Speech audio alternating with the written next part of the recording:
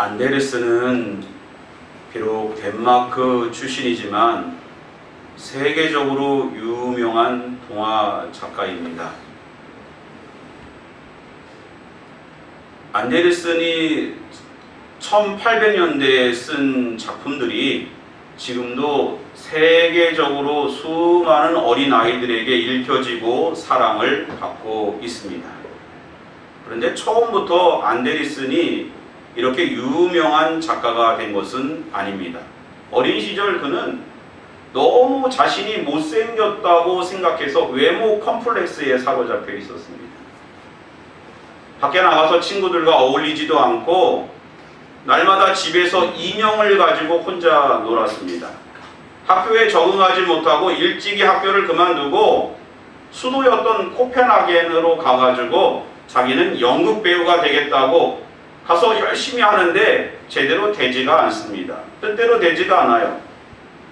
그래서 나는 연극 배우가 아니다, 오페라 가수다 하고 오페라 가수가 되려고 열심히 애를 쓰는데 목소리가 따라주지 못합니다. 그래서 그것도 그만두고 무용수가 되어야겠다라고 하는데 몸치예요. 음치의 몸치입니다. 제대로 되는 게 하나도 없어서 그때부터 자신이 무엇을 할 수 있는가 생각 끝에 동화와 작품을 쓰기 시작했습니다. 자신의 작품을 가지고 출판사에 가가지고 이것 좀 이렇게 좀 출판해 주십시오 라고 부탁을 드렸는데 맞춤법이 다 틀리는 거예요.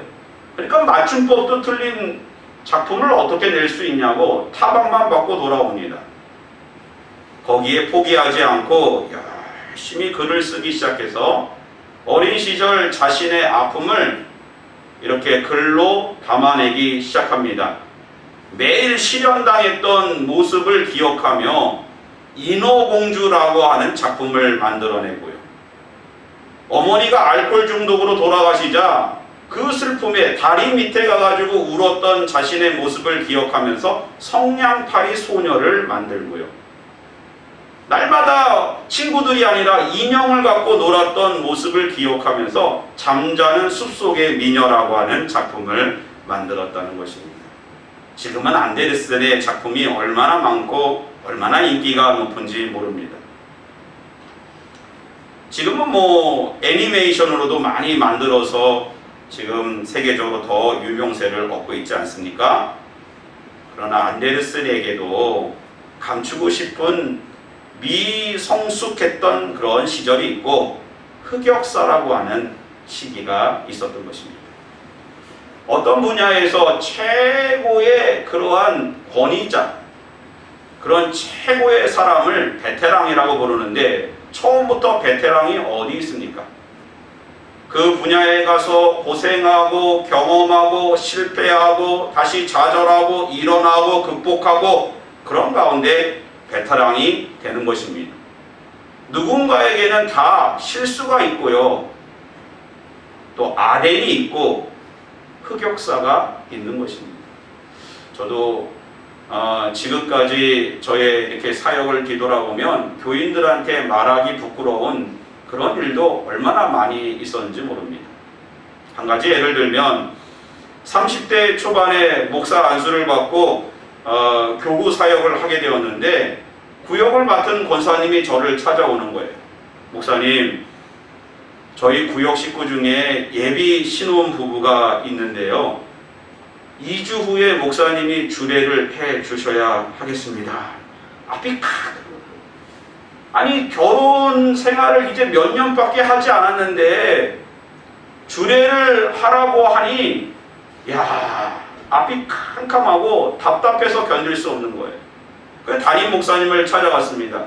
목사님 찾아가서 목사님, 제가 성경 공부를 하루 종일 하라 그러면 하겠고 하루 종일 신방을 하라면 하겠는데 도저히 제가 검은 머리 팥뿌리 그 의미도 모르겠고 아무리 목사지만 주례를 설 수 없습니다 라고 했더니 담임 목사님이 그 말에 깊이 공감하시더라고요. 제가 주례를 설 수 없는 101가지 이유를 들어서 설명을 막 했는데 거기에 조금 공감하시는 것 같아요. 그러더니 저한테 이렇게 말씀을 하시더라고요. 신 목사님, 힘들죠? 30대에 어떻게 주례를 설 수 있겠습니까? 그러나 목사는 해야 됩니다. 그래서 그때 막 달달달달달달 떨리면서 30대 초반에 결혼 예식을 이제 인도하는데 무슨 말을 했는지 지금도 기억이 안 나요. 누군가에게나 다 실수가 있고요, 실패가 있고 아덴은 있는 것입니다. 사도 바울 오늘 아덴에 이르게 되는데 그 전까지 사도 바울의 전도 여행, 2차 전도 여행이죠. 그것을 살펴보면 한마디로 대성공입니다. 비록 바나바와 마가 요한을 데리고 갈 것인지 말 것인지로 인하여 논쟁을 하고 갈라서긴 했지만 하나님께서 바울에게 실라도 붙이시고 디모데도 붙이시고 여러 사역자들을 붙여가지고 그렇게 하나님의 뜻 가운데 이렇게 아덴까지 이룰 수 있었던 것입니다. 하나님이 성령의 인도하신 가운데 마게도냐로 분명하게 인도하셨고, 빌립보에 들어왔을 때 자주장사 루디아의 집을 근거로 해서 교회가 세워집니다.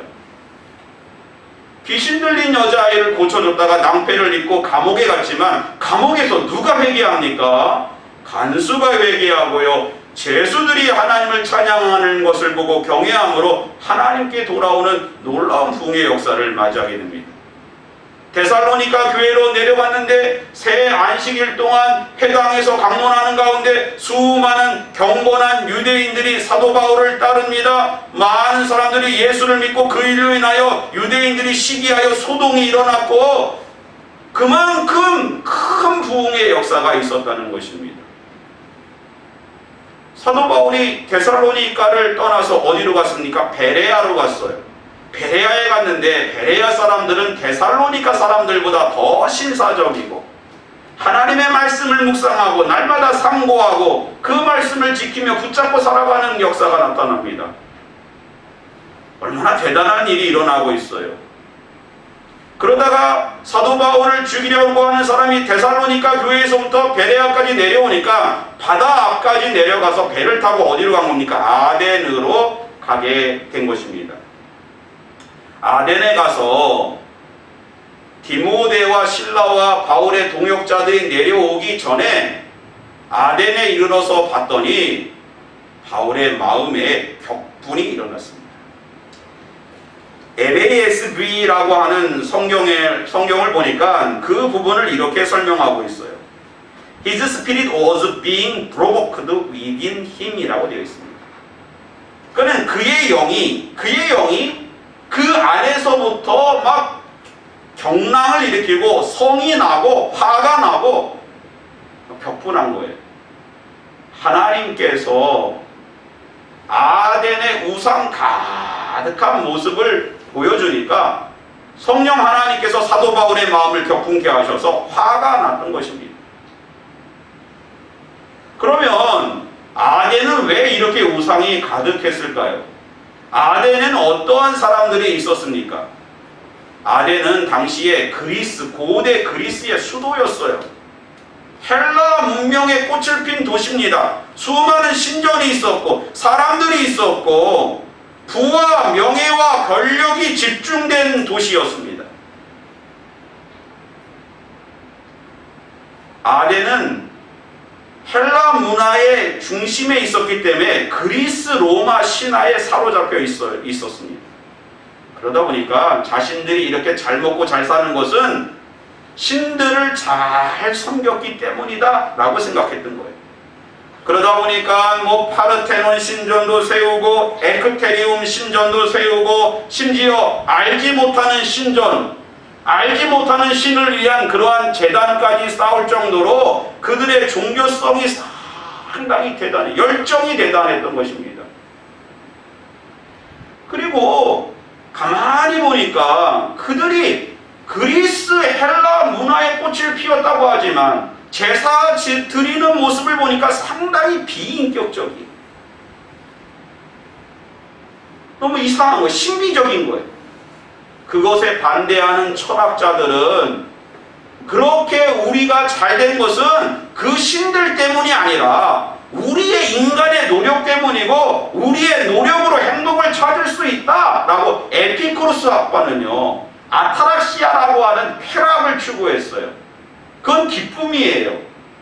그 기쁨이라고 하는 것은 단순히 육체적으로 주는 쾌락이 아니고 우리가 욕심을 버릴 때 가지고 올 수 있는 그러한 참 기쁨이다라는 거예요. 예를 든다면 우리가 어떤 잔치집에 갔을 때 아유 그 잔치집에 가서 내가 그냥 물이나 한 잔 대접받으면 감사하지라는 마음을 가지고 가면은요 어떤 음식이 나오더라도 어떻습니까? 기쁩니다. 감사가 넘쳐요. 그러나 소문난 잔치에 내가 가서 뷔페로 제대로 한번 먹고 오리라 갈비를 뜯고 오리라 닦았는데 갈비는 없고 국수만 있다 그러면 얼마나 큰 실망을 하고 와요. 그렇기 때문에 에피쿠로스 아빠는 우리의 기대를 마이너스로 가져라. 그러면 기쁨이 영원할 것이고 그 기쁨은 저 신들이 주는 것이 아니고 우리가 찾는 것이다. 신은 저 그냥 자연 가운데 깃들어 있을 뿐이다. 이 신론을 에피쿠로스 학파도 믿었고요. 스토아 학파 역시도 이 우주에는 절대적인 그 우주의 이성이 있고 절대 이성이 있고 그걸 로고스라 그랬고요. 그걸 우리가 노력해서 찾고 따를 때 진정한 행복이 온다. 이러한 생각을 갖고 있었어요. 그러니까 저 멀리 있는 신은 우리와 전혀 무관한 그러한 어떠한 체계 가운데 있는 것입니다.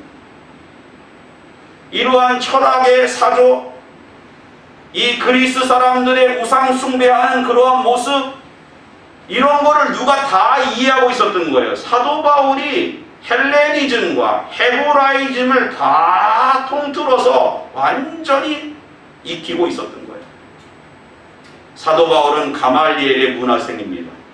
로마 시민권을 가지고 있었던 사람이에요. 율법에도 정통한 사람이고 헬레니즘 문화도 제대로 알고 있었던 수사학의 대가였습니다. 얼마나 자신이 넘치는지 몰라요. 그래서 사람들과 매일같이 쟁론하다가 어느 날은 아레오바고라고 하는 언덕, 아레아스라고 하는 그 화성과 파고스라고 하는 언덕, 화성의 언덕이란 뜻이죠. 신전이 있었던 아레오바고로 가가지고 사람들을 모아놓고 논쟁을 하기 시작하는 거예요. 사도 바울의 입장에서는 설교를 하는 것입니다. 너희가 보니까 알지 못하는 신전이 있도다. 너희는 범사에 종교성이 많도다. 내가 오늘 너희에게 이 알지 못하는 신을 제대로 설명해 주겠다 하고 설교가 시작이 됩니다. 도입 부분이 너무너무 아주 그냥 신선한 거예요. 그리고 그 알지 못하는 전혀 무관한 너희가 말하는 신이라고 하는 것은 저 멀리 우주 가운데 있는 것이 아니고 그 하나님은 우주를 창조하시고 천지의 주제가 되시고 우리 역사를 주관하시고 우리를 죄 가운데서 구원하시는 사랑의 하나님이시다. 그 하나님께서 우리를 죄에서 구원하시기 위하여 예수 그리스도를 내어주셨고 예수 그리스도를 믿기만 하면 죄사함을 얻고 영생을 얻고 영원한 부활에 몸의 부활에 이르게 된다. 하나님의 말씀을 선포했습니다. 얼마나 멋져요. 아주 그냥 3단 문법으로 A, B, C 서론, 본론, 결론. 이 아레오바고 설교는 지금까지 어떤 설교자보다 명설교라고 생각이 됩니다. 사도 바울이 얼마나 기대가 컸겠어요. 야 그래 내가 오늘 너희가 가지고 있는 모든 사상을 관통하고 있기 때문에 내가 제대로 설교를 보여주리라. 그렇게 설교를 한 거예요. 결론이 어떻게 되었습니까? 한번 그 결론을 말씀 속에서 우리가 한번 찾아보겠습니다. 32절 같이 한번 읽어보겠습니다. 시작. 그들이 죽은 자의 부활을 듣고 어떤 사람은 조롱도 하고 어떤 사람은 이 일에 대하여 내 말을 다시 듣겠다 하니. 여기서 뭐라고 되어 있어요? 바울의 설교를 듣고 조롱했다는 거예요. 그리고 다음에 내 말을 다시 듣겠다. 이게 봉손한 표현이 인사지 정말 다시 듣겠단 말일까요? 한번 생각해 보세요. 전혀 내 말이 맞지 않다.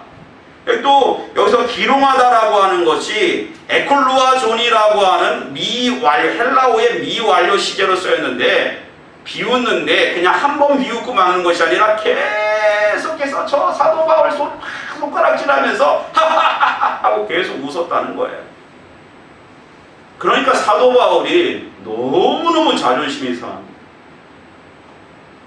목회자는 매주 설교를 준비하면서 야, 이번 주 우리 성도들이 이 말씀을 받고 마음이 뜨거워져서 뭐 그냥 막 결단하고 하나님의 사람으로 변화돼서 놀라운 그런 역사를 이루어가겠다, 이런 기대가 있는데, 설교를 하는데 그냥 하고 아무런 변화가 일어나지 않으면 그 실망감이 이루 말할 수 없을 것입니다. 그러니까 사도 바울이 어떻게 되어 있냐 하면 33절 보니까 이에 바울이 그들 가운데서 떠나매 라고 되어 있습니다. 지금 실라와 디모데가 왔습니까?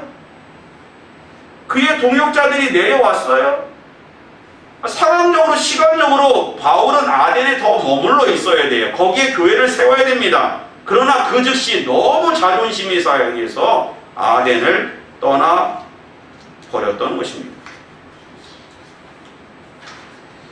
왜 바울은 아덴에서 이렇게 실패를 했을까요?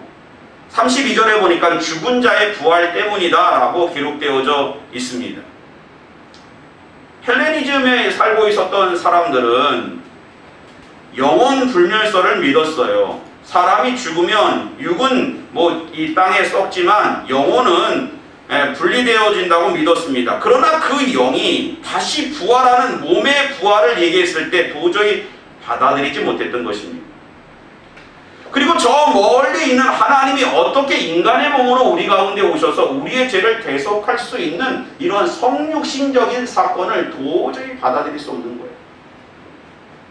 이것이 어떻게 보면 표면적인 이유지만 이면적인 이유 가운데 바울이 왜 아덴에서 실패했고 우리도 그리스도인들이 신앙생활 가운데 왜 실패하는지 오늘 말씀을 통하여 하나님은 우리를 가르쳐 주시고 교훈해 주시고 있는 것입니다.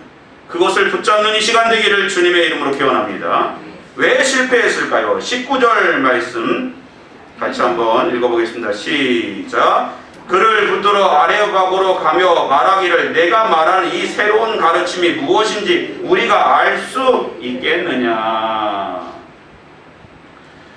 사도 바울이 아레오바고로 가서 복음에 대하여 선포가 아니라 설명하고 논쟁하고 쟁론을 했던 것입니다. 왜 그랬어요? 그만큼 자신감이 있었기 때문에 그래요. 저들이 알고 있는 그 우상에 대하여, 저들이 가지고 있는 철학 사조에 대하여 사도 바울은 모든 것을 다 관통하고 있었어요. 통찰하고 다 모든 것을 꿰뚫어보고 있었던 것입니다. 그러므로 들어오라는 거예요. 다 가지고 와봐라. 요즘 그 아이들의 말로 표현하면 한번 맞짱 한번 떠보자 이런 거예요. 그래서 실패한 것입니다. 우리가 하나님의 사명을 감당할 때 복음에 대하여 우리가 열정을 품고 나아갈 때 정말 중요한 것은 우리가 가지고 있는 지적인 능력, 우리가 가지고 있는 그러한 어떤 모든 것, 그거 가지고 하는 것이 아니라 오늘 날마다 우리 가운데 부어주시는 성령의 능력과 예수 이름의 권세로 주의 사명을 감당해야 될 줄 믿습니다. 내가 하는 것이 아닙니다. 하나님이 가장 싫어하는 것이 내가 무엇을 한다는 거예요. 내가라고 하는 것이 들어가는 것입니다. 하나님 그거 싫어하세요. 기드온의 300용사를 보세요. 수많은 사람들이 모였지만 결국에는 300명만 가지고 대적을 물리치게 합니다. 그 이유가 뭐예요? 네가 했다는 말을 빼라. 너의 능력으로 한다는 말을 빼라. 누가 하신다? 하나님이 하신다. 새별교회를 세워나가는 건 누구의 능력으로 되는 것이 아닙니다. 우리가 하나님의 사명으로 우리가 그 어떤 내가 가지고 있는 어떤 지적인 능력으로 되는 게 아닙니다. 개인이 하는 것이 아닙니다. 하나님이 하시는 거예요. 하나님이 하시는 것입니다. 할렐루야. 내가 한다라는 말이 들어가는 순간 그 인생은 아덴에 머물게 되고 실패할 수밖에 없는 것입니다. 그것을 반드시 기억하시기 바랍니다. 두 번째는요, 23절 말씀 같이 한번 읽어보겠습니다. 시작. 내가 두루 다니며 너희가 위하는 것들을 보다가 알지 못하는 신에게라고 새긴 단도 보았으니 그런즉 너희가 알지 못하고 위하는 그것을 내가 너희에게 알게 하리라.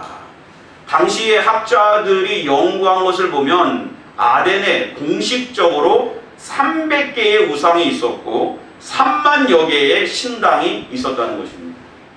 얼마나 우상이 많아요. 그런데 그래서 얼마나 우상에 대한 신전이 많았냐 하면 알지 못하는 신전까지도, 그들이 혹여 몰라서 섬기지 못하는 그러한 신이 있을까 하고 알지 못하는 신을 위한 신전까지도 두었던 것입니다. 사도 바울의 아레오바고 설교를 보면 바로 알지 못하는 신을 내가 너희에게 알게 해주겠다라고 하며 설교를 시작합니다. 그런데 과연 저들이 생각했던 알지 못하는 신이 하나님이 될 수 있을까요?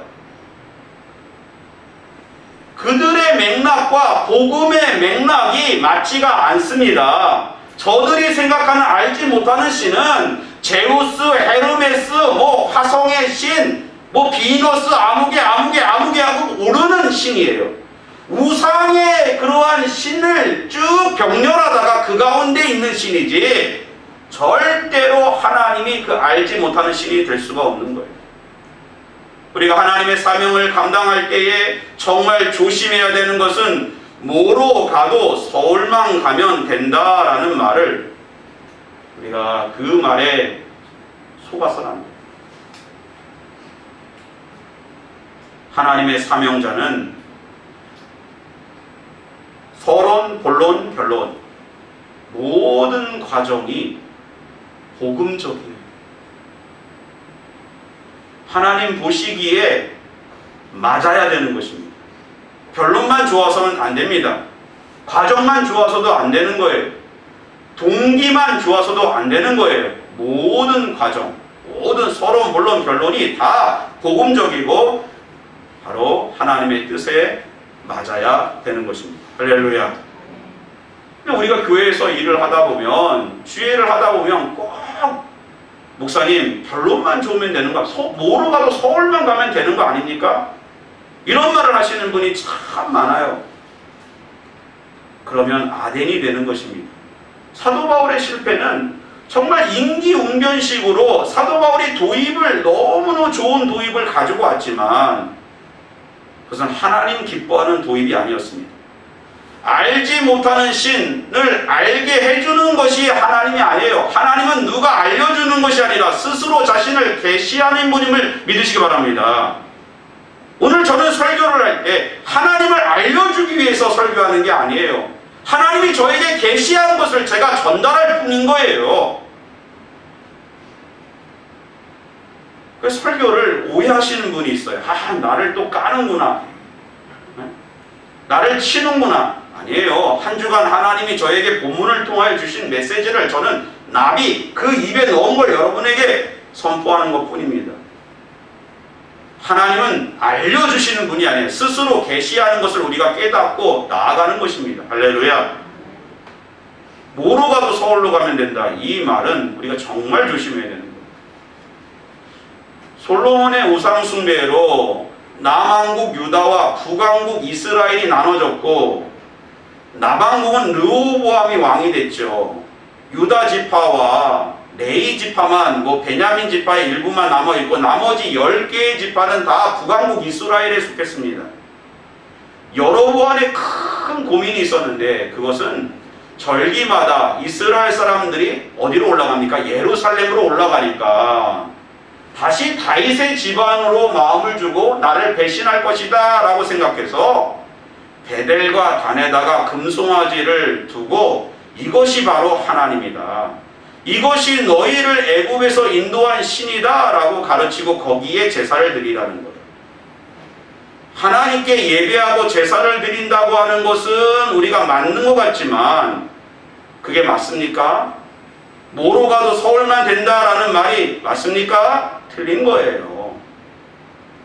하나님의 말씀대로 아무리 북왕국 이스라엘과 남유다가 나누어졌다고 하더라도 하나님에 대한 믿음을 가지고 예루살렘에 가서 하나님을 북왕국 이스라엘이 계속 가서 제사 드리게 된다고 하면 오히려 북왕국이 이스라엘을 다 통일했을지도 모릅니다. 그러나 이러한 무지와 교만으로 인해서 여로보암 왕조는 곧 망하게 된 것입니다. 사랑하는 성도 여러분, 오늘 우리는 모든 가정이 복음적이어야 된다는 사실을 꼭 기억하시기 바랍니다. 마지막은요, 33절 말씀, 34절 말씀 다시 한번 읽어보겠습니다. 시작. 이에 바울이 그들 가운데서 떠나매 몇 사람이 그를 가까이하여 믿으니 그 중에는 아레오바고 갈리 디오니수스와 다말이라고 하는 여자와 또 다른 사람들도 있었더라. 박종순 목사님의 그 설교집에 보니까 실패를 극복한 사람들이라는 설교집이 있습니다.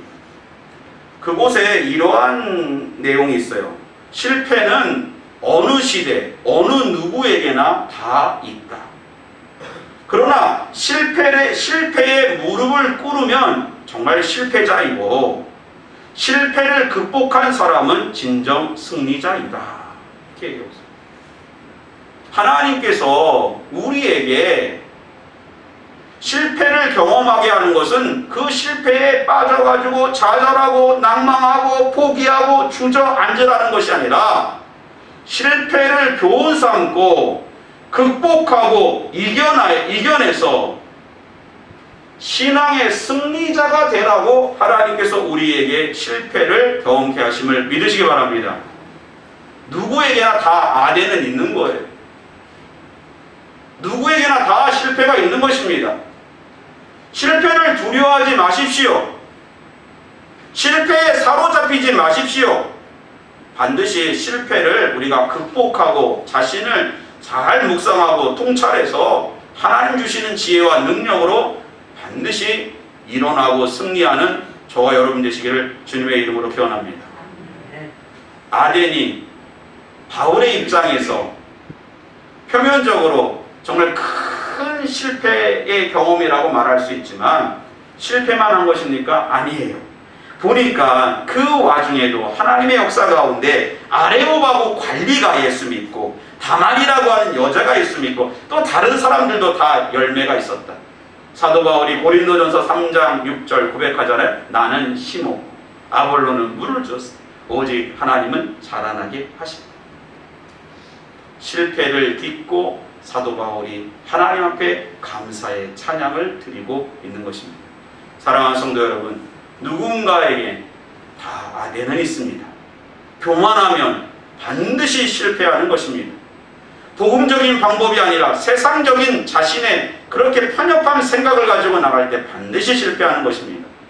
우리는 오직 성령의 능력으로 예수 이름의 권세로 우리가 겸손히 하나님과 동행하며 혹여 실패하더라도 실패에 사로잡히지 말고 그것을 교훈 삼아 딛고 일어나는 우리 모두가 되시기를, 한 주간이 되시기를 주님의 이름으로 기원합니다.